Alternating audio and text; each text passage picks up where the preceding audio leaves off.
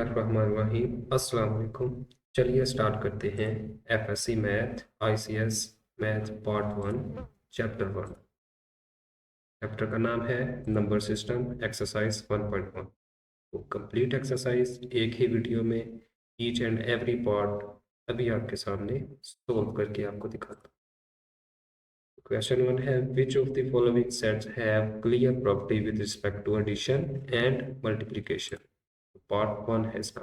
तो करना क्या है इसमें कि जो सेट आपको गिवन होता है ना उसमें जितने भी एलिमेंट्स हैं उन्हीं एलिमेंट्स को आपस में आपने ऐड करना होता है और आंसर चेक करना है और फिर मल्टीप्लाई करना है। तो अगर ऐड और मल्टीप्लाई करने से जो आंसर आ रहा है वो भी इसी सेट का एलिमेंट हुआ तब ये सेट जो है वो क्लियर प्रॉपर्टी होल्ड करेगा with respect to addition and multiplication. Otherwise अगर आंसर हमारा जो आता है वो इस सेट का एलिमेंट ना हुआ तब ये क्लियर प्रॉपर्टी होल्ड नहीं करेगा। फॉर एग्जाम्पल जिस तरह अब इस सेट में तो एक ही एलिमेंट है जीरो, तो फिर उसको जीरो को जीरो में ही पहले हम ऐड करेंगे और आंसर हमारा क्या आ गया जीरो, जो कि इस सेट से बिलोंग कर रहे हैं। तो फिर इसका मतलब एडिशन के लिहाज से तो ये क्लियर प्रॉपर्टी होल्ड करता है। अब मल्टीप्लिकेशन के लिहाज से देखते हैं, ये देखें अब जीरो को जीरो से मल्टीप्लाई किया तो फिर भी जीरो आ रहा है, वो भी बिलोंग कर रहा है इसी सेट से। तो हम कह सकते हैं ना कि ये सेट जो है ये क्लियर प्रॉपर्टी होल्ड करता है with respect to multiplication and with respect to addition. चलिए नेक्स्ट पार्ट देखते हैं। वो भी बिल्कुल इसी तरह एक एलिमेंट है, अब वन है तो वन में पहले वन को ऐड करेंगे जो कि टू आ गया। अब टू जो है इस सेट का जो गिवन सेट है उसका एलिमेंट नहीं है, तो हम कह सकते हैं कि ये एडिशन के लिहाज से तो क्लियर प्रॉपर्टी होल्ड नहीं करता, does not have clear property with respect to addition. लेकिन मल्टीप्लिकेशन के लिहाज से आप देखें तो वन को जब वन से मल्टीप्लाई किया आंसर वन आ रहा है, तो वो तो इस सेट का एलिमेंट है ना, वन जो आंसर आया है। हम कह सकते हैं कि यस ये सेट जो है clear property with respect to multiplication hold करता है। अब ये इसका थर्ड पार्ट इंपॉर्टेंट है। तो अब इसमें देखो दो एलिमेंट हैं जीरो और वन। अब इसके लिए मैंने एक टेबल बनाया है, तो आप भी टेबल बना सकते हैं पेपर में। ये देखिए अब इस कॉलम में मैंने उस सेट के एलिमेंट लिखे हैं और इस रो में भी एलिमेंट लिखे हैं, और ये जो सेल है इसमें मैंने ऑपरेशन लिखा है प्लस का। तो पहले ये जीरो जो है प्लस होगा इस जीरो से, और ये जो आंसर आया है हमारा जीरो प्लस जीरो जीरो, तो ये ब्लू कलर शो कर रहा है कि ये इस सेट का एलिमेंट है। ओके, अब फिर इस जीरो में प्लस करेंगे एक दफ़ा, उसका अगला एलिमेंट जो कि है माइनस वन, तो zero plus minus minus one is minus one, तो वो भी इस सेट का एलिमेंट है। अब बात करते हैं अगले एलिमेंट जो कि है माइनस वन जो नीचे लिखा है। अब इस माइनस वन को भी एक दफ़ा प्लस करेंगे, इसमें जीरो तो आंसर आया माइनस वन, तो कोई प्रॉब्लम नहीं है उसी का एलिमेंट है। कि जब इस माइनस वन में ये प्लस माइनस माइनस वन करेंगे तो वो माइनस टू आएगा, तो रेड कलर आ गया है, तो इसका मतलब है ये इस सेट का एलिमेंट तो ना हुआ। तो एक भी अगर ऐसा एलिमेंट आ जाए जो कि इस सेट में नहीं है तो फिर वो सेट जो है क्लियर प्रॉपर्टी होल्ड नहीं करेगा। ठीक है, अब मल्टीप्लिकेशन का टेबल भी हम देख लेते हैं। उसी तरह zero multiply by zero zero आ गया, फिर इस तरह zero multiply by minus one zero, फिर माइनस को जीरो से किया जीरो, फिर माइनस वन को मल्टीप्लाई किया माइनस वन से तो वन आ रहा है रेड कलर। इसका मतलब कि ये जो वन है इस सेट का एलिमेंट तो ना हुआ ना। तो इन दोनों में एडिशन में और मल्टीप्लिकेशन में हमने देख लिया कि ये एक एक एलिमेंट ऐसा आ रहा है जो कि इस सेट का एलिमेंट नहीं है। सो हम कह सकते हैं कि hence this set does not have clear property with respect to addition and multiplication. तो ये क्वेश्चन भी उसी तरह अगर आपको तो ये पीछे वाला समझ आया तो ये आपको देखते ही पता चल जाएगा। इसमें तो चारों ही ऐसे एलिमेंट आ रहे हैं जो कि सेट में नहीं है, जैसे ये वन माइनस वन मैंने इस कॉलम में क्वेश्चन वाले एलिमेंट लिखे और इसमें भी वही वाले लिखे। एक हर एक को हर एक के साथ आपने प्लस करके देखना है और आंसर चेक करना है। तो वन प्लस वन टू, इधर से हमें पता चल रहा है कि एक ऐसा एलिमेंट आ गया जो इसमें नहीं है, तो ये एडिशन के लिहाज से तो ये क्लियर प्रॉपर्टीज की होल्ड नहीं करेगी। ठीक है, और अब मल्टीप्लिकेशन के लिहाज से देखो, हाँ मल्टीप्लिकेशन के लिहाज से देखो सारे ही बिलू हैं, इसका मतलब है कि मल्टीप्लिकेशन के लिहाज से ये सेट क्लियर प्रॉपर्टी रखता है। जैसे one multiply by one one, one multiply by minus one minus one, इस तरह माइनस वन को भी वन और माइनस वन से मल्टीप्लाई किया तो ये चारों एलिमेंट ऐसे आ रहे हैं जो कि इस सेट में हैं, कम से कम एक दफ़ा तो है ना। तो इसका मतलब ये मल्टीप्लिकेशन के लिहाज से ये सेट क्लोज है। क्वेश्चन 2 करने से पहले कुछ प्रॉपर्टीज हैं रियल नंबर्स की, पहले आप उसको समझ लें क्योंकि क्वेश्चन 2 में सारी आपसे प्रॉपर्टी पूछी जाएंगी। तो पहली प्रॉपर्टी है क्लियर प्रॉपर्टी। तो ये property with respect to addition और मल्टीप्लिकेशन दोनों के लिहाज से आपसे पूछी जाएंगी। तो क्लियर प्रॉपर्टी अंडर एडिशन में क्या होता है कि the sum of any two real number is also a real number, कि अगर हमारे पास कोई दो रियल नंबर हैं, ये देखो 2 और 3, अगर उसको सम करेंगे तो जो तीसरा नंबर आंसर में आएगा वो भी रियल होना चाहिए, तब ये clear property with respect to addition hold करेगी। Both 2 and 3 are real number and their sum is also a real number. अब अंडर मल्टीप्लिकेशन में क्या होगा, वही कि दो अगर रियल नंबर को हम मल्टीप्लाई करेंगे तो तीसरा जो नंबर है वो भी रियल ही आना चाहिए। इसकी एग्जांपल भी देख लें, बिल्कुल उसी तरह जिस तरह आप ये एडिशन में मैंने आपको बताया। अब 2 को मल्टीप्लाई किया 3 से 6 आ गया ना, तो 6 जो है वो भी तो रियल नंबर है ना। ये होती है क्लियर प्रॉपर्टी। नेक्स्ट है कॉमोटेटिव प्रॉपर्टी। तो विद रिस्पेक्ट टू एडिशन में क्या होता है, अब कॉमोटेटिव प्रॉपर्टी में क्या होता है कि अगर कुछ नंबर्स आपस में ऐड हो रहे हैं, रियल नंबर्स जो हैं ऐड हो रहे हैं, अगर उनका हम ऑर्डर चेंज कर दें तो कोई भी फर्क नहीं पड़ेगा। ऑर्डर चेंज करने से भी उनके आंसर पर कोई फर्क नहीं पड़ेगा। फॉर एग्जांपल 2+3 करो या 3+2 करो, आंसर तो 5 ही आएगा ना। That is the commutative property. तो अब मल्टीप्लिकेशन में भी ऐसे ही होता है कि अगर order of factor does not change the product, कोई फर्क नहीं पड़ेगा प्रोडक्ट पर अगर हम ऑर्डर चेंज भी कर दें। अब 2 × 3 कर दो या 3 × 2 कर दो, आंसर तो 6 ही आएगा। तो यह है कॉमोटेटिव प्रॉपर्टी। अब देखते हैं तीसरी जो कि एसोसिएटिव प्रॉपर्टी। इसमें क्या होता है, एडिशन के लिहाज से the grouping of number does not change the sum. अगर कुछ रियल नंबर्स, दो से ज़्यादा नंबर जो है वो आपस में ऐड हो रहे हैं, तो अगर हम उनके ग्रुप बना दें, चाहे पहले दो को पहले कर लें तीसरे को ऐड बाद में करेंगे, अगले दो को अगले तीसरे और दूसरे को पहले ऐड कर लें, पहले को बाद में कर लें, तो कोई फर्क नहीं पड़ेगा। तो यही एसोसिएटिव प्रॉपर्टी है। देखिए 2 3 और 4, 2 3 और 4, पहले 2 और 3 को ऐड करके 4 ऐड कर लो, या 3 और 4 को ऐड करके बाद में 2 ऐड कर लो, आंसर 9 ही है। That is the associative property. अब विद रिस्पेक्ट टू मल्टीप्लिकेशन वही जिस तरह एडिशन में है, ये बस ये ब्रैकेट जो है वो चेंज हो रही है, पहले दो पर लगा दो या अगले दो पर लगा दो, answer is same, associative property. अब आइडेंटिटी क्या होती है, आइडेंटिटी एक ऐसा नंबर होता है जिसको विद रिस्पेक्ट टू एडिशन में देखा जाए तो ऐड करने से आंसर में कोई फर्क नहीं पड़ना चाहिए उस नंबर पर जिसमें ऐड कर रहे हैं, और मल्टीप्लिकेशन में मल्टीप्लाई करने से कोई फर्क नहीं पड़ना चाहिए। जैसा कि एडिटिव आइडेंटिटी क्या है, there exist a unique real number 0 such that adding it to any number leaves the number unchanged. For example 5 में 0 ऐड किया 5 ही रहा ना, तो 0 एक ऐसा नंबर है जिसको ऐड करने से उस नंबर में कोई फर्क नहीं पड़ रहा, तो ये एक एडिटिव आइडेंटिटी। इसी तरह मल्टीप्लिकेटिव आइडेंटिटी फिर क्या हुआ, 1 हुआ, क्योंकि उसको मल्टीप्लाई करने से कोई फर्क नहीं पड़ेगा। तो ये आपने एमसीक्यूज में भी याद रखना है, 0 is additive identity, 1 is multiplicative identity. बहुत यूज होंगी ये आगे। अब आगे आगे इनवर्स प्रॉपर्टी। अब इनवर्स प्रॉपर्टी क्या होती है कि for every real number A there exist a unique real number minus A. अगर इनवर्स देखा जाए एडिशन के लिहाज से, एडिटिव इनवर्स, तो उसका उलट, एडिटिव का उलट क्या होता है, माइनस। अगर माइनस है तो प्लस वाला नंबर उसका इनवर्स होगा, अगर माइनस प्लस वाला है तो माइनस वाला होगा। जैसे ए है तो उसमें ऐड कर दो उसी का साइन चेंज करके माइनस ए, तो वो जो माइनस ए है वो उसका एडिटिव इनवर्स कहलाएगा। बस आंसर उसका 0 आना चाहिए। जिस तरह ये 5 है उसमें ऐड करो -5, आंसर 0 आ गया, तो -5 is the additive inverse of 5। Multiplicative inverse में क्या देखना है, एक ऐसा नंबर जिसको दिए गए नंबर से मल्टीप्लाई करने से आंसर 1 आना चाहिए। जैसे ए है ना, उसको अगर 1/a से मल्टीप्लाई करेंगे, ए से कैंसिल हो जाएगा, 1 आ गया, तो ये जो 1/a है that is the multiplicative inverse. उसके बाद आती है डिस्ट्रीब्यूटिव प्रॉपर्टी।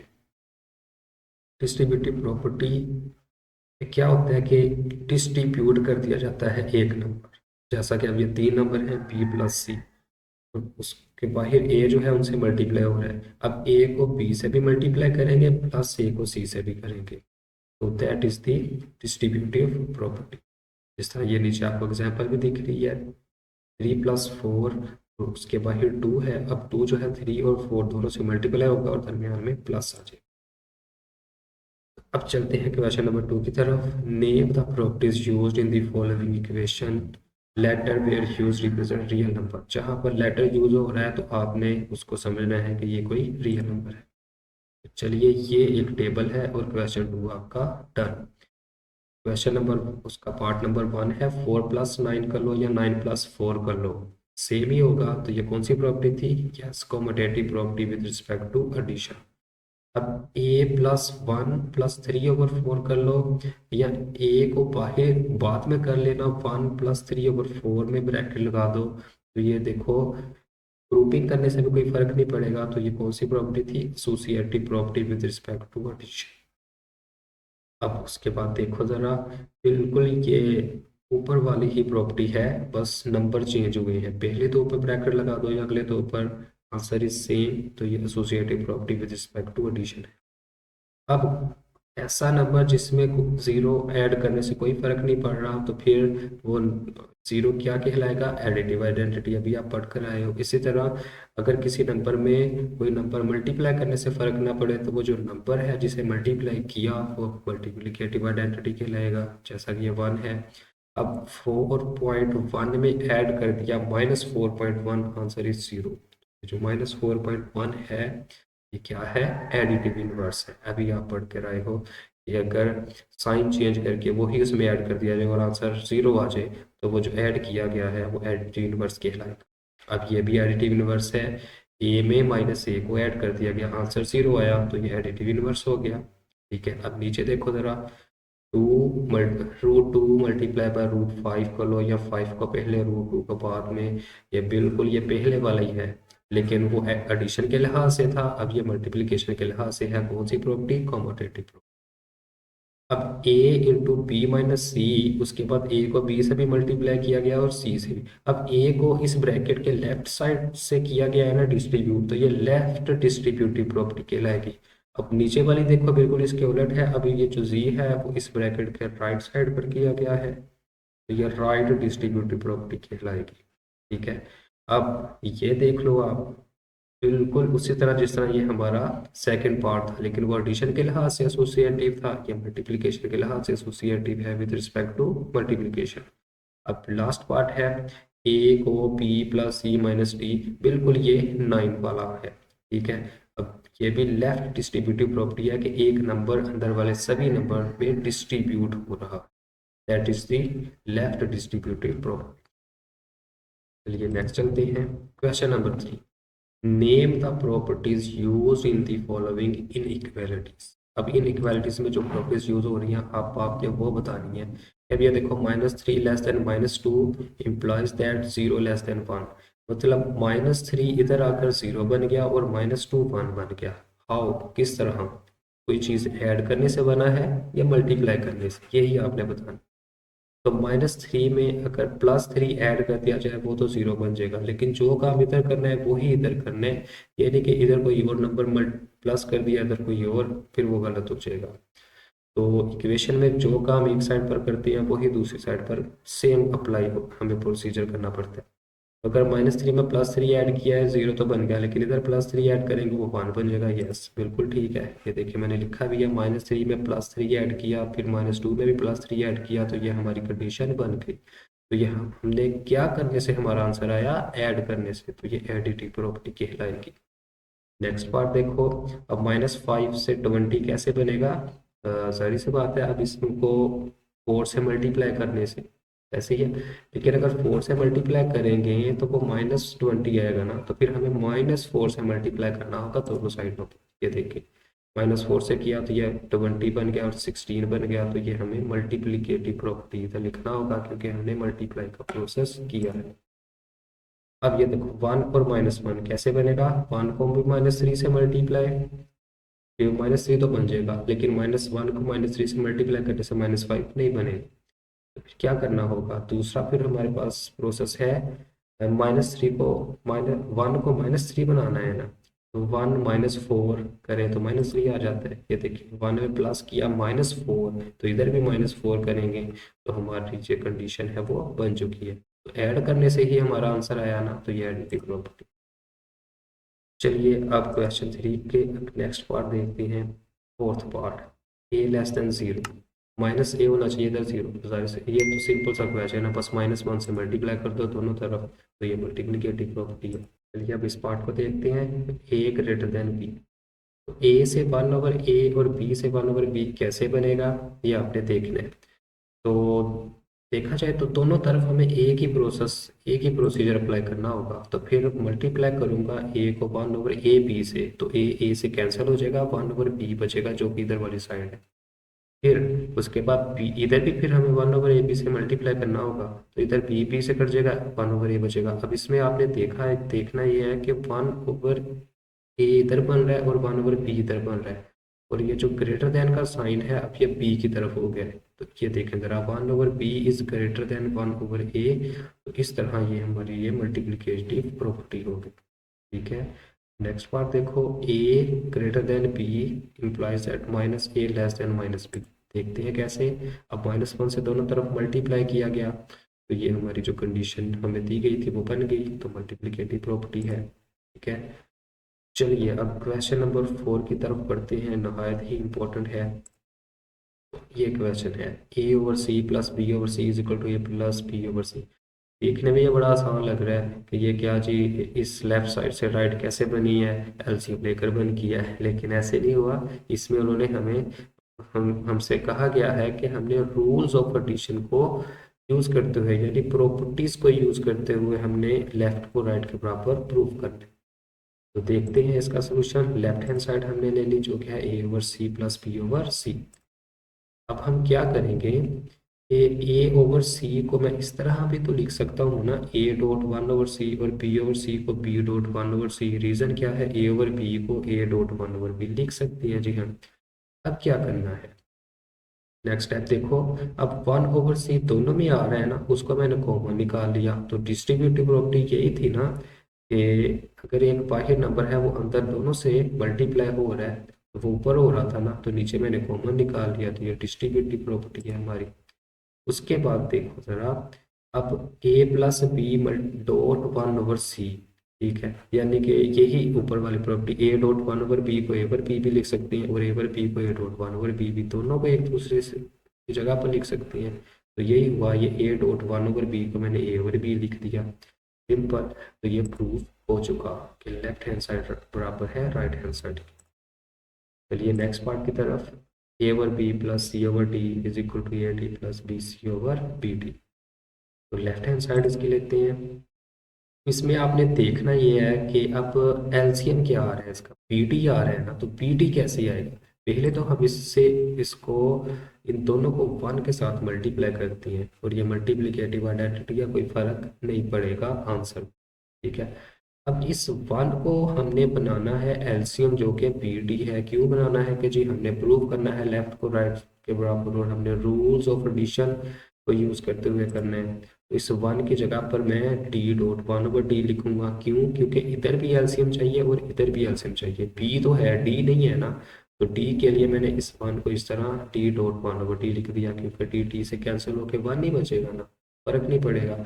और इधर डी है तो हमें बी चाहिए, तो इस 1 को b.1/b लिख दिया। रीजन क्या बताइए, ये मल्टीप्लिकेटिव इनवर्स है जी, ये मल्टीप्लिकेटिव इनवर्स है डी का 1/d। अब नेक्स्ट स्टेप में क्या करेंगे, वो ही जो पीछे वाला काम था, a/b को a.1/b भी लिख सकते हैं। इसी तरह a.1/b को a/b लिख दिया, d/d और b/b। नेक्स्ट स्टेप में क्या करेंगे, a को d से मल्टीप्लाई, b को d से, इस तरह c को b से, b को d से। अब ये ad/bd प्लस cb/db, अब जस्ट इसके हमने ऑर्डर चेंज करने हैं, तो वो कॉमोटेटिव प्रॉपर्टी होती है। तो देखिए कंटिन्यू है अभी ये फॉर्म। तो ए डी वो सी भी था, हमने बी सी कर दिया, नीचे डी भी था, हमने बी डी कर दिया। तो ये commutative property with respect to multiplication.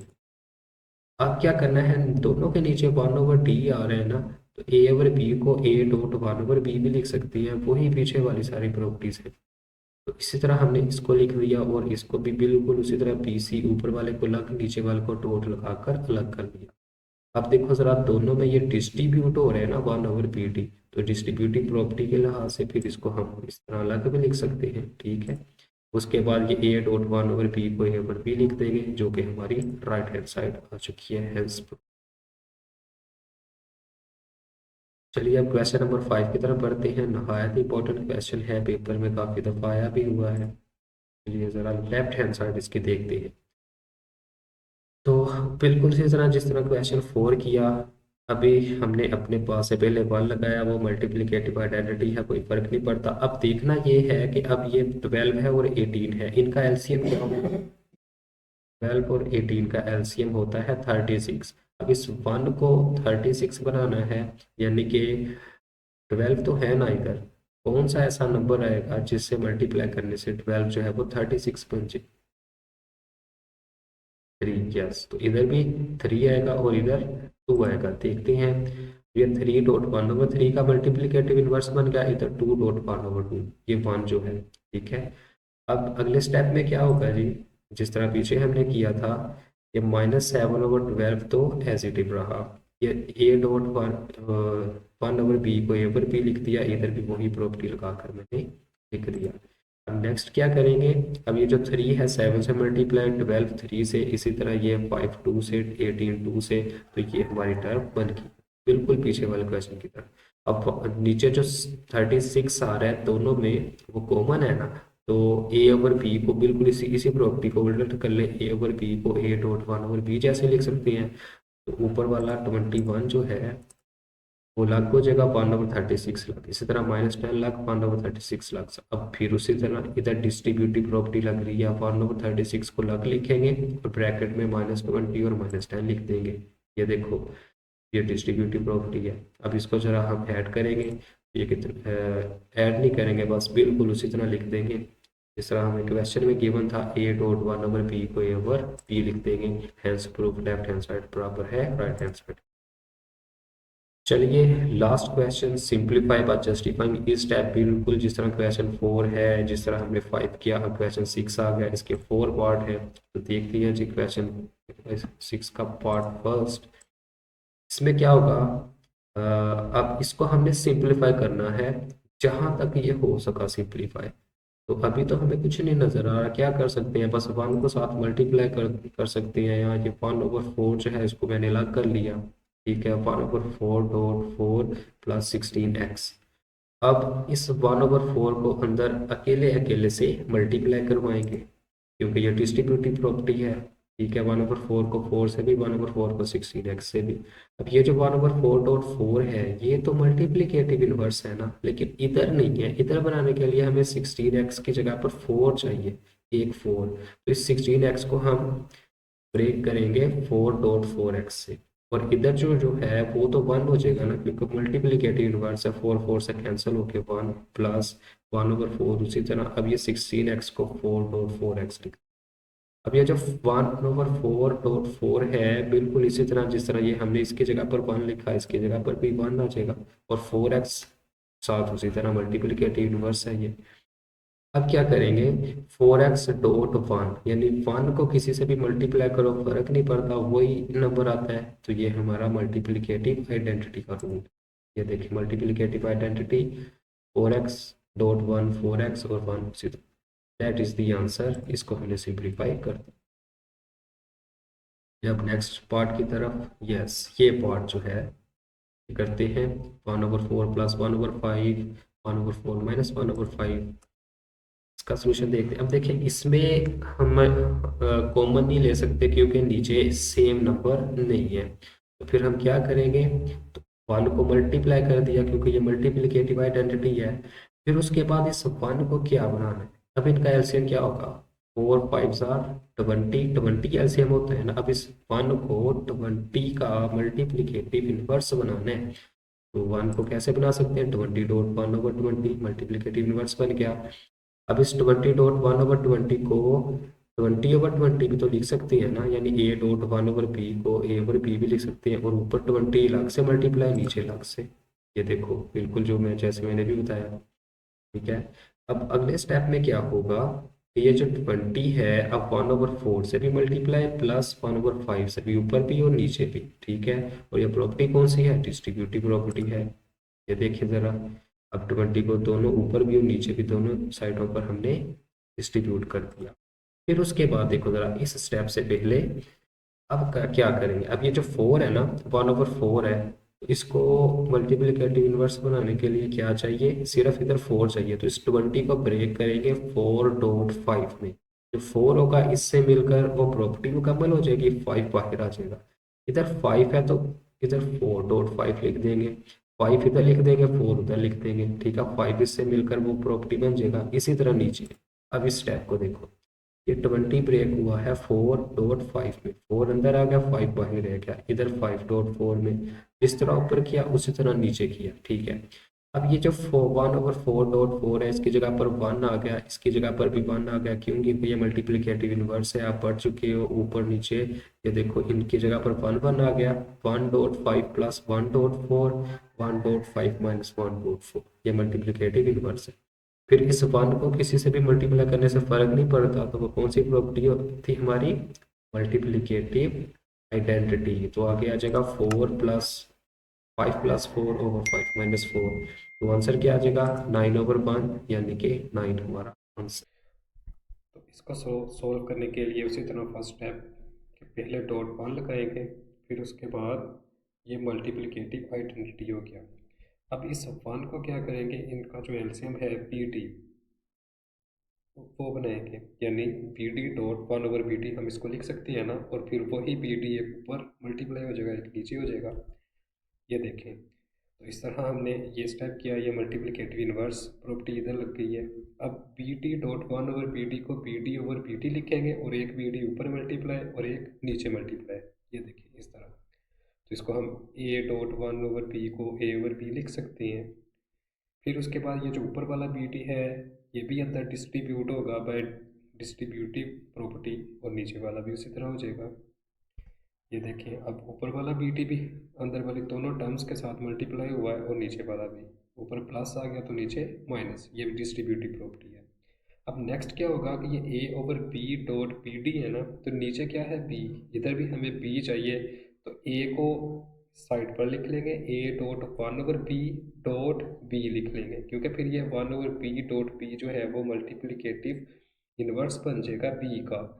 इसी तरह इधर नीचे D है, तो इधर से D लेंगे और C को भी साथ लिख लेंगे 1/D, ठीक है।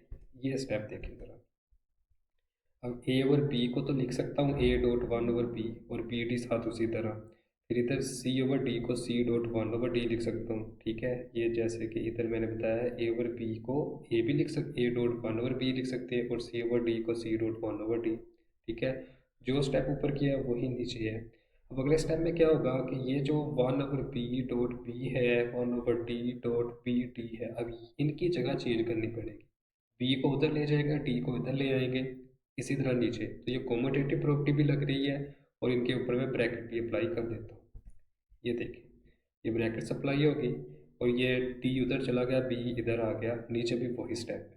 अब ये जहाँ जहाँ पर आपको ब्रैकेट्स नज़र आ रही है, ये है मल्टीप्लिकेटिव इनवर्स एक दूसरे के। तो मल्टीप्लिकेटिव इनवर्स में तो ये आपस में मल्टीप्लाई होके 1 बचता है ना, तो इधर भी 1, इधर भी 1, इधर भी और इधर भी। ये देखें, जहाँ जहाँ ब्रैकेट्स थी वहाँ वहाँ पर 1 आ गया। अब 1 को मल्टीप्लाई करने से कोई फ़र्क तो नहीं पड़ता, क्योंकि 1 जो है वो मल्टीप्लिकेटिव आइडेंटिटी है। तो उस प्रॉपर्टी को यूज़ करते हुए हमारा जो आंसर आया वो आ गया AD+CD/AD - CD। चलिए नेक्स्ट पार्ट की तरफ। Part 4, 1/A - 1/B/1 - 1/A.1/1। इसका सलूशन देखते हैं। बिल्कुल उसी तरह डॉट 1 लिखेंगे, फिर इस 1 को इनका एलसीएम बनाएंगे। अब एलसीएम इस बार भी ए बी है, तो इसको भी AB.1/AB मल्टीप्लिकेटिव इनवर्स प्रॉपर्टी इधर यूज़ हो रही है। फिर उसी तरह AB को ऊपर भी मल्टीप्लाई, नीचे भी मल्टीप्लाई, फिर आगे डिस्ट्रीब्यूटिव प्रॉपर्टी लगाकर ऊपर भी अलग अलग हर एक टर्म से मल्टीप्लाई, और नीचे भी, ठीक है। अब क्या होगा, इधर 1/A पहले से है, इधर ए भी है, तो A जो है 1/A से मिलकर तो मल्टीप्लिकेटिव इनवर्स बन जाएगा। इधर ए भी है ना, इनकी जगह चेंज करनी पड़ेगी बाय यूजिंग कॉम्यूटेटिव प्रॉपर्टी, नीचे भी बिल्कुल उसी तरह। अब देखें ज़रा नेक्स्ट स्टेप। अब ये देखिए ए तो इधर आ गया, इधर जो है वो बी इधर था, इधर आ गया, ए दूसरी साइड पर चला गया, तो ये कोमोटेटिव प्रॉपर्टी है, जैसे ऊपर किया वैसे ही नीचे। अब नीचे 1/a था, इसके साथ a मिल गया, 1/b था, इसके साथ b मिल गया। तो ये भी जहाँ जहाँ पर आपको ब्रैकेट्स नज़र आ रही हैं ये मल्टीप्लिकेटिव इन्वर्स है एक दूसरे के, और यहाँ पर आ जाएगा 1। यस, अब 1 वहाँ पर लिख दिया हमने। अब 1 को मल्टीप्लाई करने से किसी भी नंबर से कोई फ़र्क तो नहीं पड़ता, क्योंकि ये मल्टीप्लिकेटिव आइडेंटिटी है। तो इस चलिए अब इम्पोर्टेंट गैस इस एक्सरसाइज का देख लेते हैं, वो क्वेश्चन आपने नहीं छोड़। तो गैस पेपर में ये है क्वेश्चन नंबर 1 का जो है वो आपने थर्ड पार्ट करना है, 2 का 9 से 12 तक, और 3 का 5 6, 4 का सेकंड पार्ट, 5 आपने करना है, और 6 का फोर्थ पार्ट।